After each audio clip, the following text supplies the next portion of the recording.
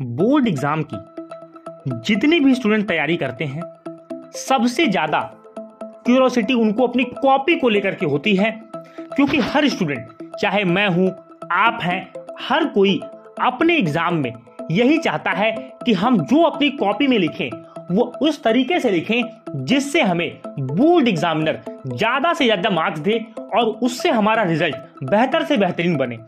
दोस्तों, board examination की copy अगर मैं कहूं तो आपके लिए एक मिरर का काम करती है, जो आपके लिए एक रिफ्लेक्शन का भी काम करती है। आपको यह बताती है कि आपने पूरे साल अपने एकेडमिक ईयर में आपने किस तरीके से तैयारी की, आपने अपने बोर्ड की सबसे इंपॉर्टेंट क्लास, चाहे वो क्लास 10th हो, क्लास 12th हो, आपने किस तरह से परफॉर्म किया है, ये सारी चीजें बताने का काम सिर्फ आपकी एक आंसर शीट जो आप बोर्ड एग्जाम में लिखते हो वह कॉपी आपकी करती है। तो बहुत सारे विद्यार्थियों के मन में यह सवाल आता है कि सर, बोर्ड एग्जाम की कॉपी किस तरीके से चेक होती है, क्या अलग होता है हमारे नॉर्मल एग्जाम में और बोर्ड एग्जाम में, एग्जामिनर कौन कौन सी चीजों को देख करके हमें नंबर देता है और क्या चीजें हमें अपने बोर्ड की कॉपी को लिखते समय ध्यान रखनी चाहिए, कौन कौन सी ऐसी गलतियां हैं जो हमें नहीं करनी चाहिए।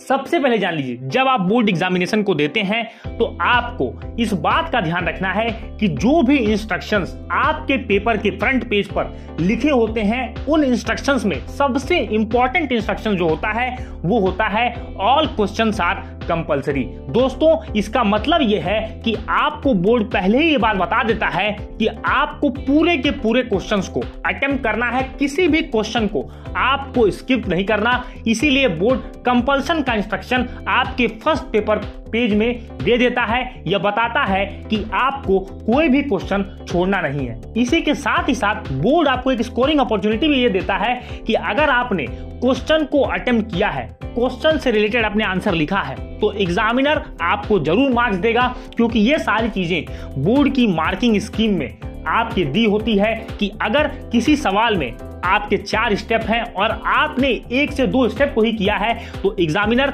आपको उस क्वेश्चन में आधे मार्क्स जरूर अलॉट करेगा, जितना उस क्वेश्चन के मार्क्स असाइन किए होंगे उस क्वेश्चन में। दोस्तों, सबसे पहले जान लीजिए, जब आप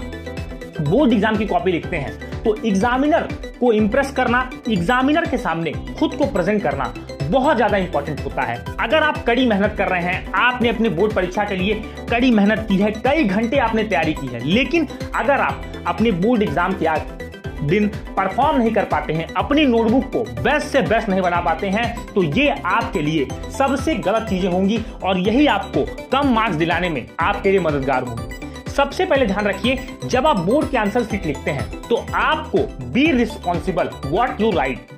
दोस्तों, सबसे पहले आपको रिस्पॉन्सिबल होना होगा जो आप अपनी कॉपी में लिख रहे हैं। जब भी आपसे किसी क्वेश्चन का आंसर पूछा जाए, एग्जामिनर यही चेक करता है कि क्या आपने सीक्वेंस वाइज पेपर को अटेम्प्ट किया है या नहीं। सबसे पहला पॉजिटिव पॉइंट एग्जामिनर आपकी कॉपी में यही देखता है और अगर आपने ऐसा किया होता है तो इसका अंतर आपको आपकी मार्किंग में देखने को मिलता है। मैं आपको बताता हूं कि ये कैसे आपकी हेल्प करता है। जैसे मान लीजिए कि आपके पेपर में टोटल 32 क्वेश्चंस हैं और आपने क्वेश्चन नंबर 1, 2, 3 बिल्कुल सीरियल वाइज कॉपी में सॉल्व किया है, तो एग्जामिनर ये देखता है कि किस तरह से आपने उसका काम आसान कर दिया। और अगर एक बच्चे ने क्वेश्चन नंबर 1 के बाद 7, 7 के बाद 13, 13 के बाद 21, 21 के बाद क्वेश्चन नंबर 5 इस तरीके से किया है और बोर्ड एग्जामिनर को बार बार आपके क्वेश्चन पेपर के पेजेस को टर्न करना पड़ रहा है, बार बार आपकी आंसर शीट को टर्न करना पड़ रहा है, तो ये एग्जामिनर के लिए एक निगेटिव क्वालिटी मानी जाती है, एक निगेटिव ट्रेट ऑफ क्वालिटी आप यहां पर शोकेस कर रहे हो। इसका मतलब कि आप पेपर में रिस्पॉन्सिबल नहीं हो, साथ के साथ आप एग्जामिनर का काम आसान नहीं कर रहे, उसके काम को और कॉम्प्लेक्स और टफ बना रहे हो। तो सबसे पहले जब भी पेपर अटेम्प्ट करें तो पेपर को सीक्वेंस में करने का ही प्रयास करें। अगर 1-2 क्वेश्चन आपको नहीं आ रहा है, उसके लिए आप पेपर में प्रॉपर स्पेस छोड़ें। बाद में जब आपके पास समय बचेगा सब क्वेश्चन करने के बाद, तब आप उस क्वेश्चन को जरूर लिखें। और दूसरी बात का ध्यान रखें, जब भी आप पेपर को लिखते हैं तो पेपर में एग्जामिनर सबसे बड़ी बात ये देखता है कि आपने हाउ क्रिएटिव यू आर, आप कितने क्रिएटिव हैं। अगर आप अपने पेपर में क्रिएटिव हैं, प्रोडक्टिव हैं और आपने सेलेक्टिव आंसर लिखा है,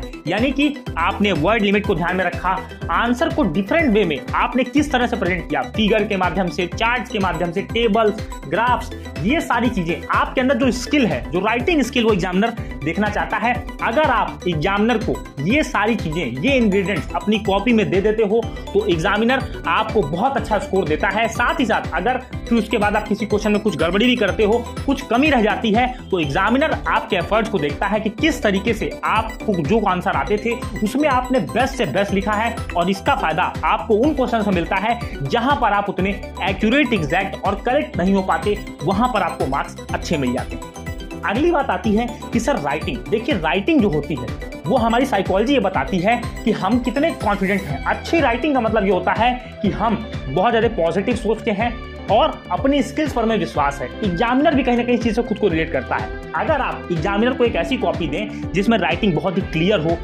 लेजिबल राइटिंग हो, नीट एंड क्लीन आपने कॉपी को लिखा है, तो एग्जामिनर ज्यादा इंप्रेस होता है कंपैरिजन टू उस कॉपी के जिसमें आपने बहुत मैटर लिखा है और क्लियरिटी नाम की चीज, अच्छी हैंड राइटिंग आपने न लिखने का प्रयास किया है, प्रॉपर गैप्स बिटवीन लेटर्स, ये सारी चीजें आपने नहीं दी है, तो बहुत ज्यादा एग्जामिनर इरिटेट होता है और यहीं पर आपके मार्क्स कट होते हैं। एग्जामिनर हमेशा ये देखता है कि आपकी नीटनेस, क्लीननेस और प्रेजेंटनेस आपकी किस तरह से कॉपी में है। अगर इन 3 स्किल्स पर आप काम करते हैं तो निश्चित रूप से आपको आपके बोर्ड एग्जाम में यहाँ पर अच्छे मार्क्स मिलने वाले हैं। अगली बात याद रखें, बहुत सारे बच्चे पूछते हैं सर हमें जिस क्वेश्चन का आंसर ना याद आए उस क्वेश्चन के लिए हम क्या करें। देखिए, आपको मैंने वीडियो को शुरुआत में ही बोला था कि हर क्वेश्चन को अटेम्प्ट करना कंपलसरी है, लेकिन अगर आपको कोई क्वेश्चन नहीं आ रहा है तो आप उस क्वेश्चन से रिलेटेड कुछ ना कुछ जरूर लिखें। कोशिश ये करें कि अगर आप एक्यूरेट एग्जैक्ट आंसर नहीं जानते हैं, उस टॉपिक से रिलेटेड आपको जो भी याद आ रहा है, जो भी एग्जाम्पल, जो भी केस आपको याद आता है, जो भी केस स्टडी आपने पढ़ी है, कोई ऐसा कॉन्सेप्ट जो उससे जुड़ा हुआ है, जरूर उस आंसर में पुट करने का प्रयास करें। लेकिन अगर ऐसा करते हैं तो आपको कुछ ना कुछ मार्क्स वहां पर जरूर मिलेंगे, बजाय इसके कि आप क्वेश्चन को छोड़ करके आ जाएं। क्योंकि जब आप क्वेश्चन को छोड़ करके आ जाते हैं तो आपको उस क्वेश्चन के 0 मार्क्स मिलते हैं और इसके बाद आपकी जो कॉपी होती है वो लेस नंबर ऑफ मार्क्स में जज होती है, क्योंकि आपने क्वेश्चंस को ही छोड़ दिया है।